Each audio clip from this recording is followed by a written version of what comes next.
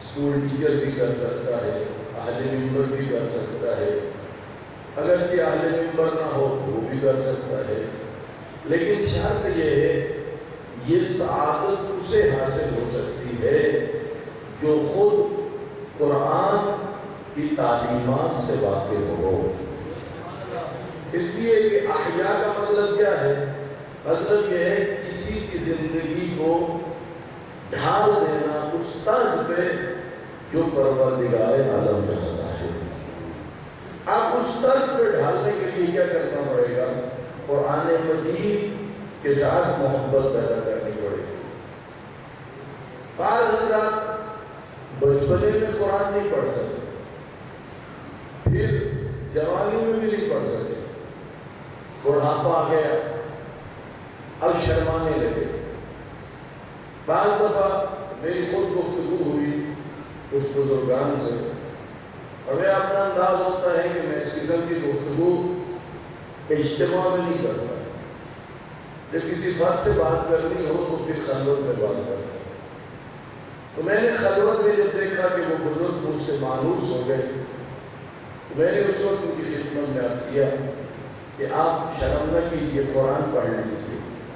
انہوں نے عذر بیان کیا، کہا اب داڑھیں گر چکی ہیں، دانت گر چکے ہیں، اب مجھ سے صحیح تلفظ نہیں ادا ہو سکے گا، اب میں کیسے پڑھوں گا؟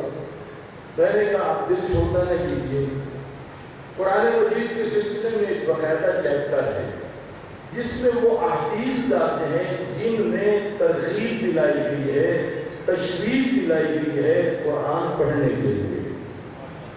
ان میں سے ایک حدیث آپ کی خدمت میں عرض کرتا ہوں۔ آقا فرماتے ہیں قرآن پڑھیے۔ اب ظاہر ہے یقیناً جو مسلمان بھی قرآن پڑھے گا نہ جان بوجھ کے تو وہ غلط نہیں پڑھ سکتا۔ اب اگر غلطی ہوگی تو وہ اس وجہ سے ہوگی کہ اس کے زبان اس کے ساتھ نہ دے گی، غلطی ہوگی اس وجہ سے کہ وہ صحبن ہوگی، جان بوجھ کے نہیں ہو سکتی۔ اب ہو سکتا ہے وہ لفظ و لہجے نہ بن سکے جو عربی میں لفظ و لہجہ ہے، ہو سکتا ہے زیر زبر کی کیا ہو جائے، غلطی ہو جائے، ہو سکتا ہے تلفظ کی ادائیگی میں غلطی ہو جائے۔ اب حدیث کیا کہتی ہے؟ حدیث یہ کہتی ہے قرآن پڑھنا شروع کر دو، ظاہر فرشتے ہیں نا وہ لکھ رہے ہیں مسلسل، حدیث کہہ رہی ہے تم جب پڑھ رہے ہو نا اور اگر تم غلطی بھی کر رہے ہو یہ فرشتے تیری غلطیوں کو نہیں لکھیں گے بلکہ یوں لکھیں گے جیسے قرآن نازل ہو کر رہا۔ توجہ فرمائے۔ اب دیکھیے عجیب سی بات ہے، ایک بندہ پڑھ رہے اور ہوش سے کیا رہی ہے غلطی، تلفظ اس کا صحیح نہیں۔ اتنا کریم ہے وہ اللہ، کتنا مہربان ہے وہ اللہ کہ اپنے فرشتوں کو کہہ رہا ہے کہ کیوں نہیں لکھنا کہ اس نے یہ تلفظ غلط پڑھا، یہ زیر زبر کی غلطی ہوگی، نہیں، ویسے لکھ دو جیسے قرآن نازل ہوا۔ اللہ بھیجیے محمد وعلی محمد۔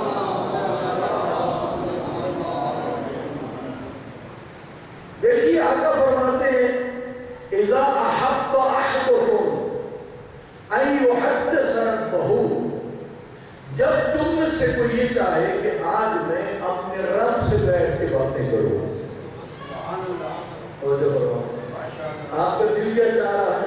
کبھی ہوتا ہے نا بندہ گفتگو کرتا ہے اپنے بیوی بچوں سے کرتا ہے، والدین سے کرتا ہے، دوستوں سے کرتا ہے، کبھی کسی کو کال کرتا ہے آج میں بڑا تھکا ہوں، دل چاہ رہا ہے کہ آپ میرے گھر میں آ جائیں، آپ سے گفتگو کرتا ہوں، کبھی آپ کسی کے گھر میں چلے گئے۔ فرمائے کہ جب تیرا ارادہ ہو کہ تو اپنے رب سے گفتگو کرے، توجہ فرما، کیا کرے؟ اپنے رب سے گفتگو کرے، تو حدیث میں یہ ہے ایسا کر فَلْيَقْرَأِ الْقُرْآنَ، تو قرآن اٹھا کے پڑھ لے، سمجھ لے تو رب سے گفتگو کر رہا ہے۔ جی اب کس سے بھی گفتگو کر لو، سب سے بلند گفتگو وہی ہے جو بندہ اپنے رب سے کرتا ہے۔ ہمیں چونکہ معرفت نہیں ہے نا، ہم نے دنیا سے دل لگا لیا، دنیا سے محبت لگا لی، ہماری نگاہ میں یہ دنیا کی بڑی قدر و قیمت ہے، ہمیں سمجھ ہی نہیں ہے کہ اللہ رب العزت کیا ہے، خدا کی عصمت کیا ہے، اور پتہ ہی ہے کہ اس گفتگو میں لذت کتنی آتی ہے، اور جنہیں پتہ تھا وہ ساری رات قرآن پڑھا کرتے تھے۔ یہ وہ جانتے تھے کہ خدا سے گفتگو کرنے میں لذت کتنی زیادہ ہے۔ اللہ قرآن میں فرماتا ہے قل هو للذین آمنوا هدی وشفاء، میرے نبی سے کہہ دو یہ جو قرآن ہے نا ایمان والوں سے جب پڑھو گے نا، یہ قرآن ایک تمہاری ہدایت کا ذریعہ بن جائے گا، دوسرا تمہاری امراض کی شفا کا ذریعہ بن جائے گا۔ تو جو فرمایا رب سے گفتگو کر رہے تھے نا، گفتگو کر رہے قرآن کہہ رہے ادھر رب سے گفتگو ہو رہی ہے، ادھر تمہیں ہدایت مل رہی ہے، ادھر رب سے گفتگو ہو رہی ہے، ادھر تمہیں شفا مل رہی ہے۔ اب بتائیے اس سے بڑی اور ہماری تمنا ہو کیا سکتا ہے؟ اس لیے فرماتے ہیں کہ کثرت سے کیا کرنا چاہیے؟ قرآن پڑھنا چاہیے۔ صلوات بھیجیں محمد والا۔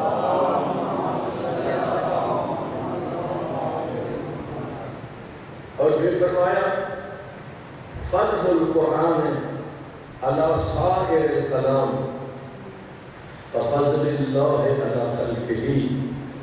تورات، انجیل، زبور جتنی کتابیں ہیں انہیں سامنے رکھو، قرآن کو رکھو، اور جتنی کتابیں ہیں فرمایا تمام کتابوں پر قرآن کو وہی فضیلت حاصل ہے جو اللہ کو اپنی مخلوق پر حاصل ہے۔ اور پھر مولا علیہ السلام شاید فرمانے لگے ھذا کتاب اللہ صامت وعنا کتاب اللہ ناطق، یہ قرآن اللہ کی خاموش کتاب ہے، میں علی اللہ کی بولتی ہوئی کتاب۔ صامت کہتے ہیں خاموش کو، ناطق کسے کہتے ہیں؟ بولنے والے کو۔ قرآن کتنے ہو گئے؟ ایک قرآن صامت، ایک قرآن ناطق، دو قرآن ہو گئے ہمارے پاس۔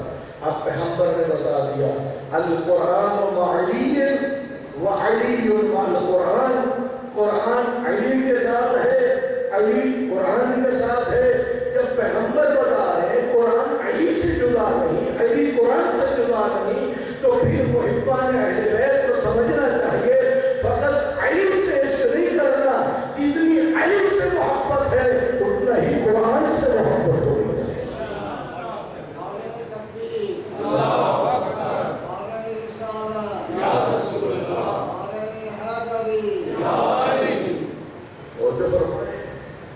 یہ قرآن علی سے جدا نہیں، علی قرآن سے جدا نہیں۔ جیسے میرا دل چاہتا ہے کہ میں علی علی کروں، اسی طرح میری زبان پہ قرآن ہونا چاہتا ہے۔ جس طرح میرا دل چاہتا ہے کہ میں مولا علی کے جشن میں جاؤں، مولا کی مجلس میں جاؤں، اسی طرح میرے دل میں یہ بات ہونی چاہیے کہ میں وقت نکال کے اللہ کا قرآن پڑھتا رہوں۔ اگر ہم نے اپنی مرضی شروع کر دی یقین جانیے ہم بھٹک گئے ہیں، ہم ہدایت کو نہیں پا سکیں گے۔ ہدایت اس وقت ملے گی جب ہم قرآن اور ناطق کے قرآن کی دی ہوئی تعلیمات کے مطابق چلیں گے، اس کے بغیر ممکن ہی نہیں ہے ہدایت۔ اس لیے کہ ہم خود نہ کیسے، اور ہماری سوچ بھی کیا ہے، اور جب بھی ہم نے کسی چیز کو دین کے مسئلے کو اپنے سوچ کے سانچے میں دیکھنے کی کوشش کی تو پھر سمجھ لینا کہ پھر غلطیاں ہوں گی، پھر اشتباہ ہوگا۔ اس لیے یہ منبر پہ آنا، اگر کسی کی ہدایت ہو جائے تو اس کا اجر بھی بہت زیادہ ہے، اور خدا نہ خاصہ اگر ایسی گفتگو ہو گئی جس سے کسی کی گمراہی ہو گئی تو پھر یہ نقصان بھی کیا ہے، یہ اتنا دینا ہے۔ بلکہ دیکھیے نا، ایک بندے کے بجلی کا کام کرنا اسے وہ پہلے سیکھتا ہے، سیکھتے ہی نہیں سیکھتا، کیوں سیکھتا ہے؟ مجھے پتا ایسے ہی آ کے میں نے اگر کام شروع کیا تو پھر یہ جان کو خطرہ ہے نا، تو سیکھتا ہے۔ عقل کیا کہتی ہے بھائی کسی کام میں تب ہاتھ ڈالنا چاہیے جب بندہ اس کام کو کیا ہے سمجھتا ہو، اس کے بغیر ہاتھ نہیں ڈالنا چاہیے۔ اس لیے ضروری ہے ہر پڑھنے والا پہلے اپنے اوپر توجہ کرے، کیا میں نے اپنے آپ کو اس قابل بنا لیا ہے کہ میں امام حسین کے منبر پر آ کر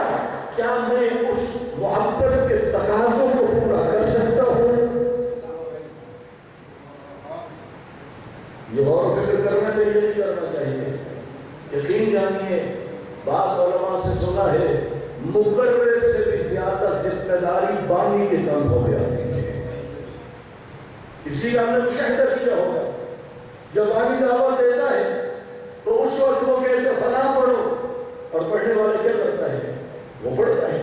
فلاں پڑھو پڑھنے والا کیا کر رہا ہے وہ پڑھ رہا ہے.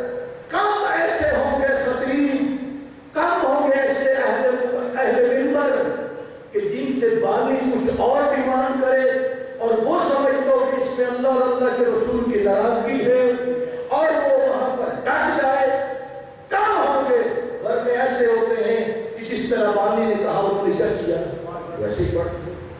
ذرا غور فرمانا ایران و عراق میں جو عزاداری ہے نا مجالس سے جو ہم جاتے ہیں وہاں ان کے ملک کا بڑے سے بڑا مقرر اور خطیب جب وہ پڑھ رہا ہوتا ہے مسائل سے پہلے جتنے فضائل پڑھے تبلیغ کرے وہاں رواج یہ ہے کہ وہ لوگ خاموش ہو کے بیٹھے رہتے ہیں.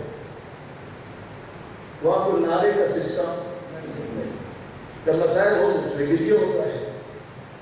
پاک و ہند میں کیا ہے یہاں پر ایک فضائل کے اندر نعروں کا سلسلہ ہے. اچھی چیز ہے نعرے مارنا ہے اپنی جگہ ثواب ہے. دوسرا آپ مقرر کو سپورٹ بھی کر رہے ہیں اس کی افسردائی بھی کر رہے ہیں. لیکن ہماری مشکل کیا بن گئی رفتہ رفتہ لوگوں نے نعروں کو ہی مجلس کی قبولیت کا معیار سمجھ لیا. اور فرمانا روایات میں پڑھتے ہیں رونے والی شکل بن جائے نا اس کا بھی علاج ہے. مچھر کے پڑ کتنے آنسو آ جائے تو اس کا بھی علاج ہے. پھر اس سے بڑھتے جائے رخساروں میں آنسو جاری ہو جائے. یعنی روایات میں پڑھیے نا وہاں کچھ اور ہے لیکن اب بعض جگہوں پہ گنے جاتے ہیں نعرے کتنے لگے. اور بعض لوگ کیا کہتے ہیں لوگ چونکہ مختلف ذہنوں کے ہیں. کچھ لوگ ہیں جو مجلس کی قبولیت کا معیار وہی سمجھتے ہیں جو اللہ اور اللہ کا رسول چاہتا ہے. کچھ لوگ وہ ہیں جو گنتے ہیں کہ نعرے کتنے لگے شام کو بیٹھے پڑھنے والا پڑھ کے چلا گیا. اب تو جو نعروں والے ہیں نا انہوں نے جب نعرے کسی کی مجلس میں کم لگے انہوں نے کہا ایک بندہ سے وانڈ بٹے گا اور جس کے زیادہ نعرے لگے تو اس کے بارے میں کہیں ملک کو چھوڑے. یہی کچھ ہو رہا ہے نا. یہ نہیں مسئلہ جو نہیں ہے ظاہر ہے اگر ایک پڑھنے والا فضائل پڑھے گا تو ظاہر نعروں والا زیادہ ماحول بن جائے گا. کوئی علمی گفتگو کرے گا تو نعروں والا ماحول کیا ہوگا وہ نہیں بنے گا. اور کہیں پر کیا ہوتا ہے سامعین ایسے ہوتے ہیں. سامعین تین طرح کے ہوتے ہیں. ایک ہوتے ہیں جو مقرر سے آگے آگے چلتے ہیں یعنی اتنے اس جملے میں وزن نہیں ہوتا جتنی وہ حوصلہ افزائی کرتے ہوتے ہیں. کچھ سامعین کیا ہوتے ہیں جو مقرر کے ساتھ ساتھ چلتے ہیں. جتنا جملہ اتنا ہی ادھر سے وہ داد میں بھی. کچھ مجمع ہوتا ہے جو مقرر سے بہت پیچھے پیچھے. مقرر جتنا فضائل پڑھ لے تب بھی وہ چپ ہے جتنا مسائل پڑھ لے تب بھی وہ مختلف صورت حال. اب ان حالات میں کیا ہوتا ہے یہ جو ذہنوں میں بیٹھ گئی یہ بات بہت خطرناک ہے جس کی وجہ سے بعض مقررین نے انہوں نے دیکھا کہ ظاہر ہے کون ناکام پسند کرتا ہے. ان کے مائنڈ بن گئے اگر میں نے اس طرح فضائل نہ پڑھے تو بعد میں مجھے بلایا نہیں جائے گا میری مجلس کو وہ کامیاب نہیں سمجھا جائے گا. لہذا نتیجہ یہ ہے کہ اب چند فضائل پہ ہماری عزاداری رہ گئی. اللہ کے نبی پہ جو 23 سال میں قرآن اترا اور جس قرآن کے ائمہ اہل بیت نے حفاظت کی اب وہ وہاں کے ایسا کیوں ہونے لگی درس ہونے لگی. نہیں یاد رکھیے اللہ اور اللہ کے رسول کے نزدیک ہمارے نعرے معیار نہیں ہیں. اللہ یہ دیکھتا ہے آیا میرے حکم کو پہنچا رہا ہے یا نہیں. پھر یہ دیکھتا ہے کہ میری خوشنودی کے لیے پہنچا رہا ہے یا نہیں. ہو سکتا ہے علاقے کے لوگ پڑھنے والے تو بہت پسند کریں اور ہو سکتا ہے کہ اس سے پسند نہ آئے. تو جو فرمائے پھر مختلف چیزیں بانیوں نے بھی اپنے ذہنوں میں سوار کر لی ہیں. پڑھنے والوں نے بھی سوار کر لی. بانیوں نے یہ سوار کر لی. بانیوں نے یہ سوار کر لی اگر میری مجلس میں نعرے نہ لگے تو کہیں گے کہ اس کی مجلس سناتا ہو. پڑھنے والے نے بھی ذہن میں سوار کر لی نہیں، ان چیزوں سے اپنے آپ کو نکالیے، اپنے آپ کو آزاد کیجیے ان چیزوں سے، ذرا غور و فکر کیجیے۔ ہاں، اپنی مجلس کو جیسے قبلہ محب حسین شاہ صاحب فرمایا کرتے تھے، میں شان بھی پڑھوں گا، ارمان بھی پڑھوں گا اور فرمان بھی۔ کیا مطلب؟ یعنی پڑھنے والا مجلس میں فضائل اہل بیت پڑھے، مصائب اہل بیت پڑھے، اللہ کے احکام پہنچائے، اہل بیت کے فرامین بتائے، یہ مجلس وہ ہو جائے گی جس میں مصائب بھی ہو جائے گا، جس میں مومنین خوش ہو کے نعرے بھی لگا دیں گے، اور جس میں اللہ اور اللہ کے رسول کا حکم بھی پہنچ جائے گا۔ تو یہ ایک ایسی مجلس بن جائے گی کہ جس میں تمام پہلو اکٹھے ہو جائیں گے، اور پھر خدا کی خوشنودی کے لیے بانی نے بھی سب پہ اللہ بچھائی ہو، پڑھنے والے نے بھی اللہ کی خوشنودی کے لیے، سننے والوں نے بھی اللہ کی خوشنودی کے لیے، جب سب کچھ اللہ کے لیے ہوگا اور اللہ اسے قبول کر لے گا، پھر تمہیں کسی اور چیز کی ضرورت ہی نہیں ہے۔ صلوات بھیجیے محمد وعلی محمد۔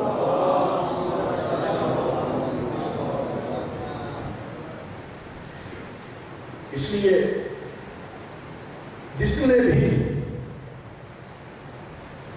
آپ مجالس رکھیں، جتنی بھی عزاداری رکھیں، اس پہ ہمیشہ اسی نقطے کو سامنے رکھیں کہ اللہ اور اللہ کا رسول کس طرح خوش ہوتا ہے۔ مولانا علیہ السلام جب خطبے دیا کرتے تھے، ہم مجلس کہتے ہیں، عربی میں لکھا ہوا ہوگا، مولانا جب خطبہ دیا کرتے تھے، لوگوں کے اندر توبہ کا جذبہ پیدا ہوتا تھا، احساس ہوتا تھا کہ اللہ نے کتنی مہربانیاں کی اور ہم نے کتنی نافرمانیاں کر دی، جی لوگوں کی آنکھیں برسنے لگ جاتی تھی۔ یہ تھی مجالس سے مولانا علی علیہ السلام نے قائم کی، جو ائمہ اہل بیت نے، اس لیے انہوں نے ان مجالس کو کتابیں اٹھا کے لکھ لیجیے، تینوں پہلو آ جاتے تھے، خدا کی حمد و ثنا، خدا کے احکام، ادھر مسائل بھی اور ادھر کیا ہے فضائل بھی۔ لہذا ہمیں بھی رسول خدا اور ائمہ اہل بیت کے نقش قدم پر چلنا ہے۔ صلوات بھیجیے محمد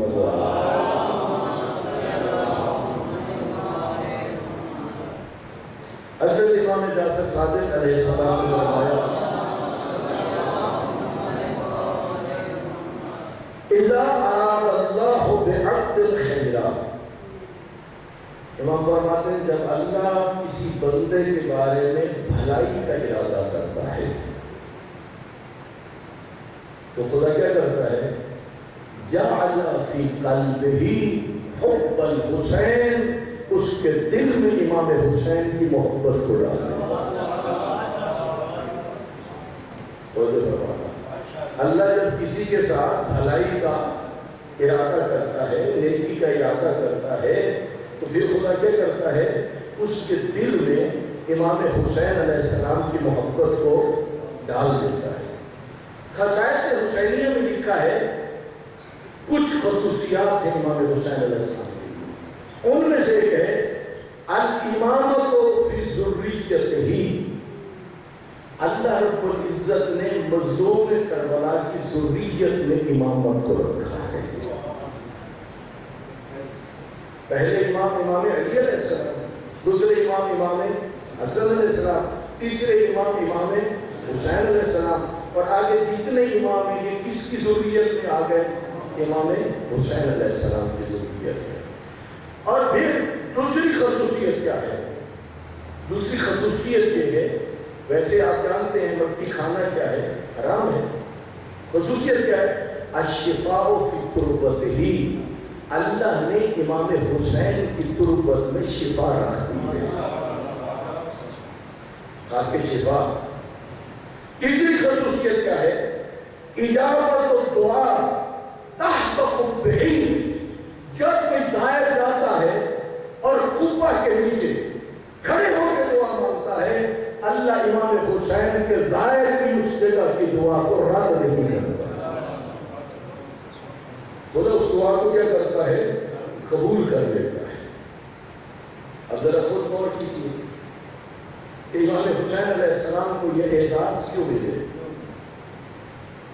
ایک مرتبہ ایک خادم نے سوچا کہ امام حسین علیہ السلام کی زیارت کا اتنا بڑا زائد کو ثواب کیوں ملتا ہے؟ وہ ہے نا روایت ام المومنین حضرت عائشہ کے سامنے جب رسول خدا نے امام حسین علیہ السلام کا تذکرہ کیا اور پھر امام حسین رو پڑے اور فرمایا کہ یہ میرا بیٹا شہید ہوگا اور جو اس کی قبر کی زیارت کرے گا اس سے میری ایک حج کا ثواب ملے گا۔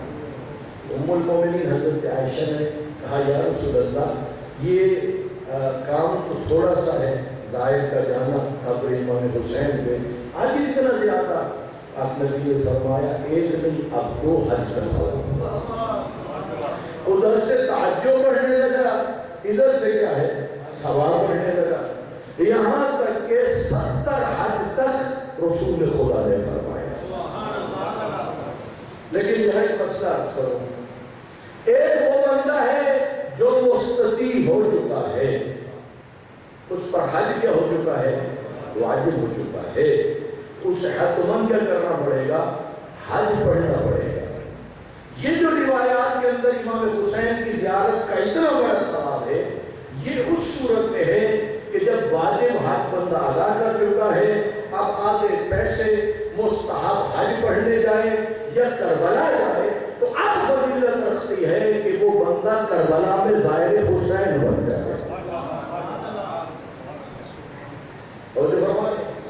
اور بعض روایات میں 90 حج کا لفظ آیا ہے، حتیٰ کہ یہ روایت امام حسین علیہ السلام کی ذریعے پر لکھی ہوئی ہے، یہ روایت۔ اسی عالم کو تعجب ہوا، اتنے حج کا ثواب ظاہر امام حسین کو۔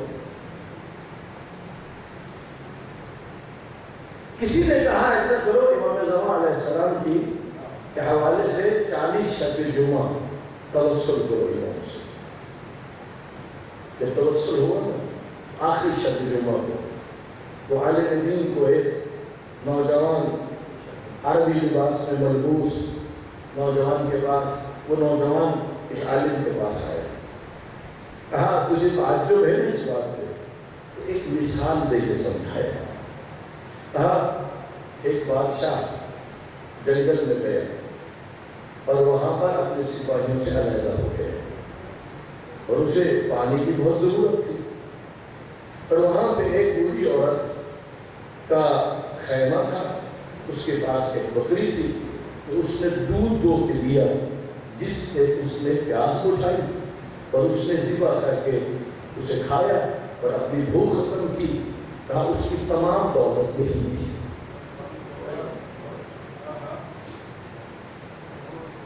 عالم دین تم تعجب کیوں کرتے ہو؟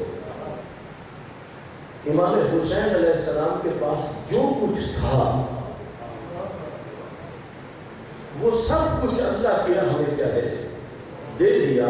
اب اگر اللہ امام حسین کے زائر کو اتنا اجر عطا کرے تو ذرا خود سوچ امام حسین نے اللہ کی محبت میں کتنا کچھ دے دیا۔ روایات کے اندر ہے اگر تمہیں نمک سے روٹی کھانی پڑے نا، یعنی تم غربت کی زندگی گزار رہے ہو، تمہارے پاس گنجائش نہیں ہے، تنگدستی ہے، یہاں تک ہے یہ سبزی چھوڑ دو، دال چھوڑ دو، گوشت چھوڑ دو، نمک سے روٹی کھاتے رہو اور ساتھ ساتھ بچت کرتے رہو، اور نمک سے روٹی کھا کے بچت کر کے جب پیسے اتنے ہو جائیں کہ کربلا کر سکو، روایات میں ہے کہ تم یہ کر کے زائر امام حسین بن جاؤ۔ اس لیے کہ جب روز قیامت جنت میں جائیں گے نا، وہ مومنین بھی جو زائر امام حسین نہیں تھے اور وہ مومنین جو زائر امام حسین تھے، جنت میں جائیں گے نا، زائر امام حسین کا جو مقام ہوگا نا، دوسرا جنتی اس وقت کہے گا کاش میں بھی زندگی میں امام حسین کی زیارت کر لیتا۔ اس سے ان روایات سے پتہ چلتا ہے کہ زیارت امام حسین علیہ السلام کا کتنا بڑا اجر ہے، لیکن شرط ہے عارفاً بحق ہی، ہر کسی کو نہیں ملے گا آج جو ان کی معرفت بھی رکھتا ہو، تو جو فرمائے یعنی یہ جائے نیت کیا ہو، میں جو جا رہا ہوں نا امام حسین کی زیارت کے لیے، امام حسین وہ ہیں جو حجت خدا ہے، امام حسین وہ ہیں جو امام معصوم ہیں، امام حسین وہ ہیں جن کی امامت اللہ نے اپنے رسول کے ذریعے پہنچائی، امام حسین وہ ہیں جن کی اطاعت کرنا چاہے واجب ہے۔ جب اس طرح سوچ کے اس معرفت سے جائے گا، اس کا نتیجہ یہ نکلے گا کہ اس زائر کو یہ اجر ملے گا۔ جب زائر جاتا ہے، پہنچتا ہے دروازے پہ، تو زیارت نامے پہ لکھا ہوتا ہے کیا لفظ؟ یہ لفظ لکھا ہوتا ہے اس وقت تک داخل نہ ہونا جب تک تجھے امام اجازت نہ دے گا۔ سب بندہ سوچتا ہے اجازت سے کیا مراد ہے؟ اگلے جملہ لکھا ہوا ہے اجازت سے مراد یہ ہے جب تک تیری آنکھیں برسنے نہیں، آنکھوں میں آنسو آ جائے نا، پھر سمجھنا تجھے امام حسین نے کیا دے دی ہے؟ اجازت۔ روتی ہوئی آنکھوں کے ساتھ آؤ۔ جب ظاہر پہنچ جاتا ہے وہ جا کے کہتا ہے السلام علیکم یا ابا عبداللہ۔ اس وقت امام حسین عرش الہی کے ساتھ خدا کی بارگاہ میں کہتے ہیں پروردگار میرے ظاہر کے گناہوں کو بخش دے، اور پھر اپنے ابا و اجداد سے کہتے ہیں آپ بھی میرے ظاہر کے حق میں دعا کیجیے۔ یہ جو شب ہے نا، یہ جو دن گزرا ہے، یہ تھا 9 محرم کا دن، جب عصر کا وقت ہوا تھا 9 محرم کو۔ اس وقت لشکر یزید نے پیش قدمی شروع کر دی تھی۔ امام حسین علیہ السلام خیمے کے باہر قبضہ تلوار پہ اپنی پیشانی رکھ کے بیٹھے تھے کہ امام کو نیند آ گئی۔ ادھر سے ان کے حیوان جب بڑھنے لگے، گھوڑوں کے ٹاپوں کی آوازیں، ان کے گردن میں جو گھنٹیاں تھیں ان کی آوازیں، جب میری آقا زادی نے سنا نا تو اندر سے آواز دے کے کہا بھائی حسین سن رہے ہو یہ جو دشمن کے حیوانوں کی آوازیں ہیں؟ امام نے سر اٹھایا، کہا بہن ہاں، لیکن میری آنکھ لگ گئی تھی، میں نے اپنی خواب میں اپنے بابا کو دیکھا ہے، کہہ رہے تھے حسین ہم تمہارے منتظر ہیں۔ جب یہی جملہ سنا نا میری آقا زادی نے، اس وقت بیوی بے چین ہو کے رونے لگی۔ مولا امام حسین نے کہا عباس ایسا کرو ان سے پوچھو ان کا کیا ارادہ ہے۔ 20 سواروں کے ساتھ جناب عباس گئے، فوج اشکیا سے پوچھا، انہوں نے کہا امیر کا آرڈر آ گیا ہے، اگر امام حسین خدا لعنت کرے ان پر، ان یزیدیوں پر، عمر ابن سعد، عبید اللہ بن زیاد جتنے آئے ہوئے تھے، امام حسین کی دشمنی پہ جو اڑے رہ گئے اور امام حسین کی عظمت کا خیال نہ رکھا، تو امام حسین سے جنگ کی، خدا ان تمام پر لعنت کرے۔ حضرت عباس 20 جوانوں کے ساتھ گئے، جب گئے نا حضرت عباس سے پوچھا تمہارا کیا ارادہ ہے؟ ہاں امیر کا خط آ گیا، اگر امام حسین بیعت کر لیں تو ٹھیک، پر میں ایسی جنگ ہوگی جس کی وجہ سے سر کٹیں گے۔ حضرت عباس نے کہا اچھا تم یہاں رک جاؤ، میں تمہارا پیغام امام حسین تک پہنچاتا ہوں۔ وہ جو 20 افراد تھے نا ان میں حبیب ابن مظاہر بھی تھے، مسلم بن افسر بھی تھے۔ جناب عباس آئے ہیں امام حسین کو بتانے اور امام حسین کا حکم لے کے ان تک پہنچانے۔ ادھر سے حبیب ابن مظاہر اور مسلم بن افسر نے فوج اشکیا کو نصیحتیں شروع کر دی، ان کی ہدایت کے لیے گفتگو شروع کر دی۔ کچھ تو خیال کرو، تم نے کس کے خیموں کا گھیراؤ کر لیا؟ دیکھ رہی ہے کہ رسول اللہ کا بیٹا ہے، دیکھ رہی ان خیموں کے اندر نبی زادیاں ہیں، تمہیں کچھ حیا نہیں آتا؟ ادھر نصیحتیں ہو رہی تھی، ادھر جناب عباس آئے، کہا مولا وہ یہ کہہ رہے ہیں۔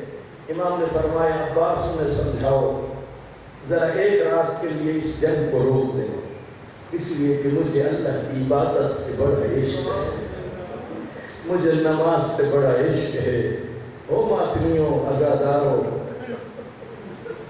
جب ماتم میں جاتے ہو نا بوضو ہو کے جایا کرو، بڑی عبادت کرتے ہو، جب وقت نماز ہو جائے نا پھر وہیں پر صفے بنا لیا کرو، نماز پڑھ کے رخ کربلا کی طرف کر کے کہا کرو مولا حسین آپ کو جس چیز سے تھی نا محبت اور جو چیز آپ نے بچا کے دی مولا گواہ ہے نا، ہم آپ کے عزادار بھی ہیں اور آپ کے مشن کو بھی زندہ رکھ رہے ہیں۔ جناب عباس نے سمجھایا، وہ مان گئے۔ اب یہاں ایک علماء نے لکھا ہے 4 بڑی مصلحتیں تھی یہ شب عاشور کے لیے۔ بڑی مصلحت یہ تھی کہ امام حسین نے فرمایا کہ ہم آج کی رات قرآن کی تلاوت، تسبیح اللہ کی عبادت میں گزارنا چاہتے ہیں۔ علماء نے دوسری وجہ یہ لکھی، کہا امام حسین یہ بھی چاہتے تھے، انہیں موقع دینا چاہتے تھے، تم بھی سوچ لو، دیکھ لو تم کس سے لڑنا چاہتے ہو، اچھی طرح سوچ لو کس سے جنگ کرنا چاہتے ہو۔ یعنی امام حسین آخری وقت تک کوشش کر رہے تھے یہ جہنم میں نہ جائے۔ اور میں نے روایت پڑھی ہے روز عاشور امام حسین گریہ کر رہے تھے، کہیں علی اکبر کے لاشا پہ کیا، کہیں حضرت عباس، مختلف جگہ، لیکن یہ جو گریہ ہے نا، اس سے پوچھ لیا مولا گریہ کس کے کر رہے ہو؟ فرمائے اس لیے کر رہا ہوں، میں انہیں سمجھاتا ہوں جہنم سے بچانے کے لیے، لیکن یہ جہنم کی طرف جا رہا ہے۔ امام کے اندر ایک رحم دلی ہوتی ہے، قوت عاطفہ ہوتی ہے، امام نہیں چاہتے کہ لوگ جہنم میں چلے جائیں، تبھی تو پوری کوشش کر رہے تھے۔ تیسری وجہ کیا تھی؟ تیسری وجہ یہ لکھی ہے امام چاہتے ہیں حد امکان کچھ جنگ کی تیاری بھی ہو جائے۔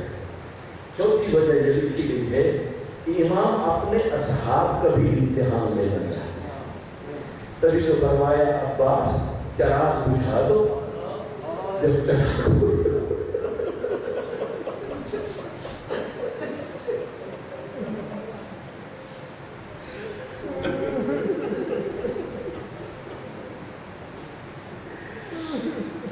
جب چراغ بجھ گیا امام نے ایک مختصر خطبہ دیا شب عاشور، خدا کی حمد و ثنا کے بعد اپنے اصحاب کو بتایا کہ میں تمہیں آگاہ کرنا چاہتا ہوں کل کیا ہونے والا ہے۔ کہا انہیں مجھ سے دشمنی ہے، تم سے نہیں ہے، تم ایسا کرو رات کے اندھیرے سے فائدہ اٹھاؤ، تم یہاں سے چلے جاؤ، میں جانوں اور یہ جانے، میرے ایک ہاشمی کو بھی اپنے ساتھ لے لو۔ جب امام نے یہ فرمایا اور جب چراغ روشن کیا گیا، اس اجتماع میں سے سب سے پہلے جو اٹھے وہ مولا عباس تھے۔ کہنے لگے مولا حسین اگر بالفرض آپ کی شہادت کے بعد زندگی بھی ہو، اس زندگی کو کیا کرنا ہے جس میں زہرا کا نام نہ ہو؟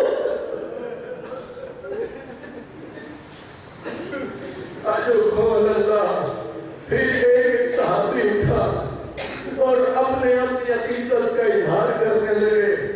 امام حسین نے دعا فرمائی، اس کے بعد امام نے فرمایا اپنے سر آسمان کی طرف اٹھاؤ۔ جب اصحاب نے سر اٹھائے نا آسمان کی طرف، اب اجازت امامت سے فرمانے لگے زہیر تو جنت میں اپنا مقام دیکھ لے، خلیل تو اپنا مقام دیکھ لے، جان تو اپنا مقام دیکھ لے۔ ایک ایک صحابی کو امام نے مقام دکھایا۔ اب امام آگے اپنے پردے داروں کے خیمے میں، اپنی بہن کے خیمے میں جب آئے نا تو میری آقا ذاتی نے پوچھ لیا بھائی حسین کہ آپ نے اچھی طرح اپنے اصحاب کا امتحان لے لیا ہے؟ کہا کیوں؟ کہا کہیں ایسا ہو جنگ کے موقع پہ چھوڑ نہ دیں۔ امام نے فرمایا ہاں میں نے پوری طرح ان سے امتحان کر چکا ہوں۔ اس وقت نافع بن ہلال باہر کھڑے تھے، جب یہی جملہ سنا نا جلدی سے گئے جناب حبیب ابن مظاہر کے پاس۔ کہا حبیب عجیب ہے، علی کی بیٹی اپنے بھائی سے پوچھ رہی تھی کہیں بھیا یہ اصحاب چھوڑ تو نہیں دیں گے، اور سارے صحابیوں کو اکٹھا کیا ہے، اس خیمے کے باہر اکٹھے ہوئے جناب بہن اور بھائی جس خیمے میں بیٹھے تھے، سارے اصحاب جب آ گئے اپنی اپنی وفاداری کا یقین کروانے لگے اور کہنے لگے اگر کہو تو وقت سے پہلے ثبوت دے دے۔ اب عزادارو ایک جملہ سننا، میری آقا ذاتی نے اس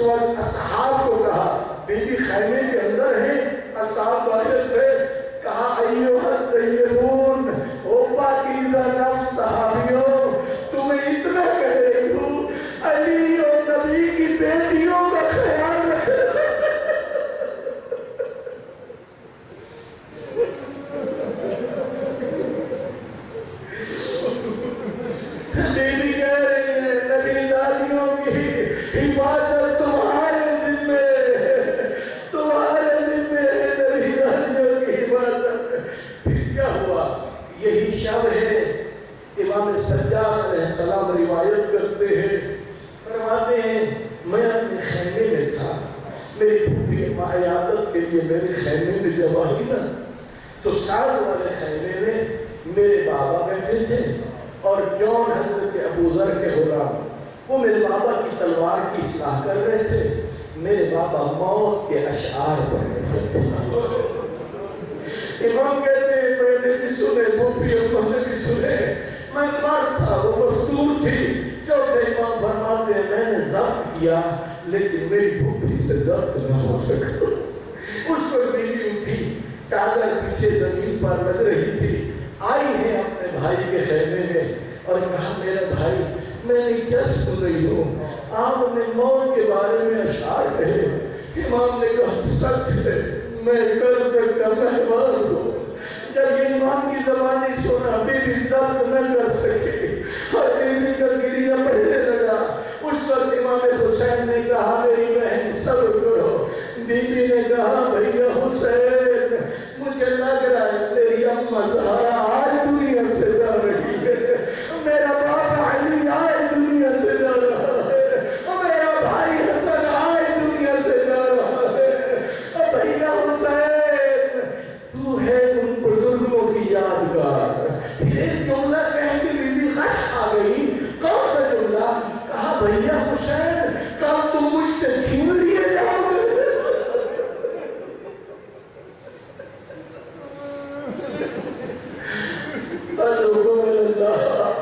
مظلوم کربلا میں بہن کو صبر کی تلقین کی، سمجھانے لگے میری بہن یہ تو اللہ کا امتحان ہے، تمہیں صبر سے کام لینا ہوگا۔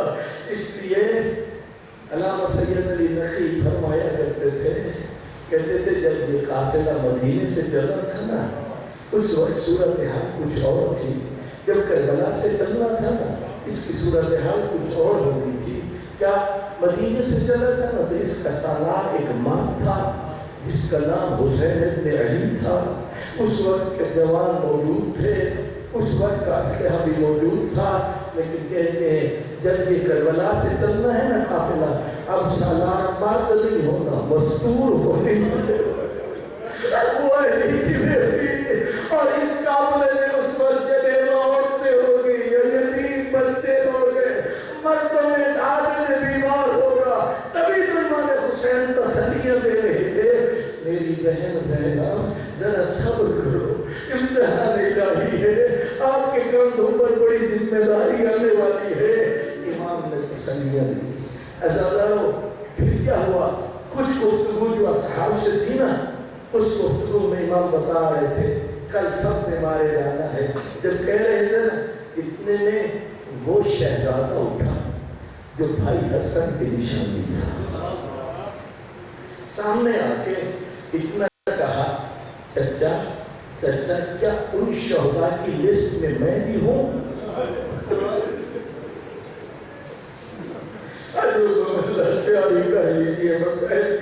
کیا ان شہداء میں بھی ہوں؟ امام حسین نے یہ تو نہیں کبھی بتایا، سوال کیا بیٹا یا بنیا کیف الموت عندک، تو پہلے مجھے یہ بتانا تیرے نزدیک موت کیسی ہے؟ کہنے لگے احلى من العسل، چچا مجھے تو شہد سے زیادہ میٹھی لگتی ہے۔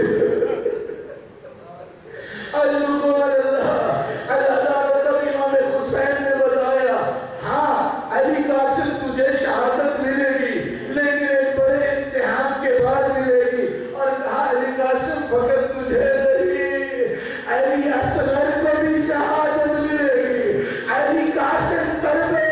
کہا چچا انہیں بتا دیجئے کیا یہ یزیدی لشکر ہمارے خیموں میں آ جائے گا؟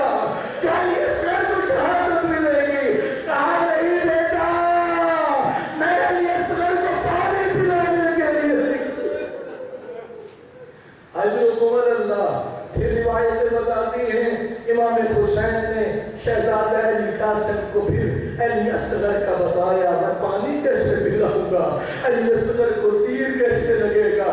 یہ جو آئی ہے نا شب، اس شب میں ہر ماں اپنے بچے سے کہتی تھی جب عاشور کا سورج طلوع ہونا تو سب سے پہلے زہرا کے لال پہ قربان ہو۔ اللہ شب عاشور جس شب میں بیٹھے ہو، ادھر اصحاب اپنے خیموں میں قرآن کی تلاوت تسبیح و استغفار میں مشغول ہے۔ جیسے پکھیوں کے چھتے سے بھنبھناہٹ کی آواز ہوتی ہے، ایسے مظلوم کے صحابیوں کے خیموں میں قرآن کی آواز تھی۔ اب امام حسین نے فرمایا کچھ حفاظ کی تدبیریں کر رہے تھے، صحابیوں کے خیموں کو کچھ قریب کر دیا، پھر جائزہ لیا اپنے لشکر کا، چونکہ عمر ابن سعد کو، عبید بن زیاد کو اپنی ایک بڑے لشکر پر بڑا گھمنڈ تھا، اور امام حسین کے لشکر کو مختصر کو بڑا کمزور سمجھ رہے تھے۔ اس لیے امام جعفر صادق کہتے ہیں میرا بابا قربان ہو اس کمزور مسافر پر جو دشمنوں میں گر چکا تھا۔ اس وقت امام حسین نے شب عاشور کیا گیا، کہا میرے پاس سپاہی ہیں تھوڑے، یہ ہے بدماش، میری ہے بہنیں، میری ہے بیٹیاں، میرے ہے پردے دار، محافظ ہیں تھوڑے۔ امام نے فرمایا اب خیموں کے پچھلی طرف سے خندق کھلوائی گئی، ان میں لکڑیاں ڈلوا دی گئی، اس لیے کہ چاروں طرف اتنے سپاہی نہ تھے جو ہر طرف سے حفاظت کرتے، اور امام حسین نے پھر حکم دیا تھا ان لکڑیوں کو آگ لگائی گئی۔ لیکن میں اتنا کہتا ہوں اے زہرا کلال، آپ نے تو بڑی کوشش کی تھی، نبی زادیوں کے پھرتے بچ جائے۔ عزادارو مائیں کہہ رہی تھی اب تو سو ہوئی نا، اصحاب مارے گئے، علی قاسم سامنے آ گئے، چچا مجھے اجازت دے دیجئے، مجھے اجازت دے دیجئے۔ امام نے اپنی باہیں علی قاسم کے گردن میں ڈال دی، چچا بھتیجا اتنے روئے کہ رش کھا کے گر گئے۔ پھر جب اٹھے مولا حسین نے کہا علی قاسم تو میرے بھائی کی نشانی ہے، میں تجھے کیسے بھیجوں؟ علی قاسم روایت ہے کبھی چچا کے ہاتھوں کے بوسے لیتے ہیں، کبھی پاؤں پہ گرتے ہیں، موت کی اجازت کے لیے تڑپتے ہیں، اجازت نہیں ملی، واپس آئے۔ اب ایک روایت یہ کہتی ہے ماں نے کہا قاسم تیرے بابا نے ایک تعویذ باندھا تھا، وہ تعویذ تیرا کھول کے دے، اور کہا تھا امام حسن نے علی قاسم جب کسی مشکل میں گر جاؤ نا اس وقت اس تعویذ کو کھول کے دیکھنا۔ جب تعویذ کھولا گیا لکھا ہوا تھا میرا بھائی حسین کربلا میں میری طرف سے قاسم کو قبول کر لینا۔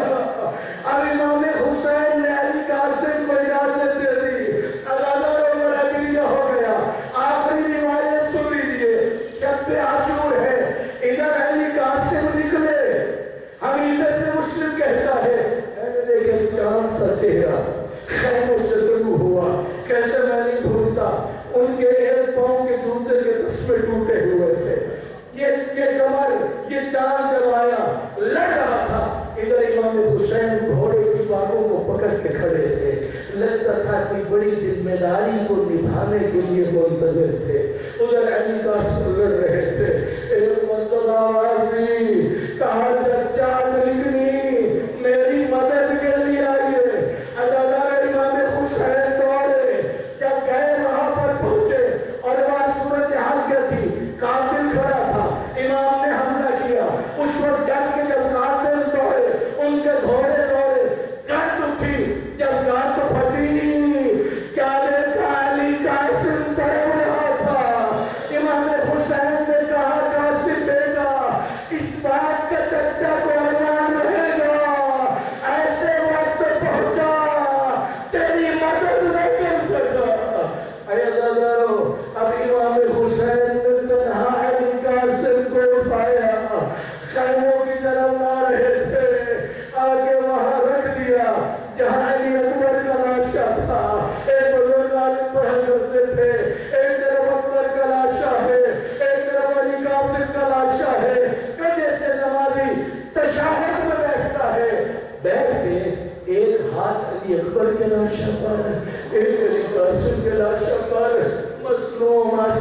کی طرف سر اٹھا کے کہتے تھے واہ غربتا آئے میرا علی اکبر مارا گیا، آئے میرا قاسم مارا گیا، انہیں بیویوں میں بحرام برباد تھا۔